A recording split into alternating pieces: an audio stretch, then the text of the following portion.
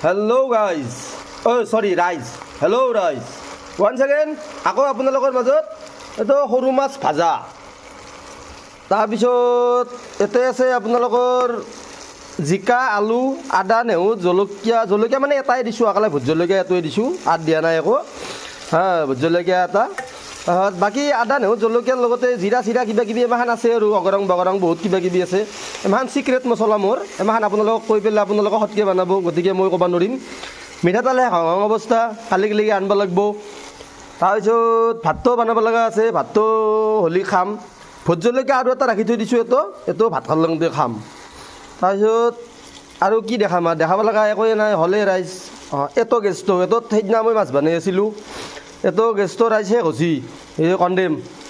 হ'ব আৰু এইখিনি বনাই আছোঁ মই খাম ছাবস্ক্ৰাইব কৰা কৰিবি নকৰিব নাই চাবি মাত্ৰ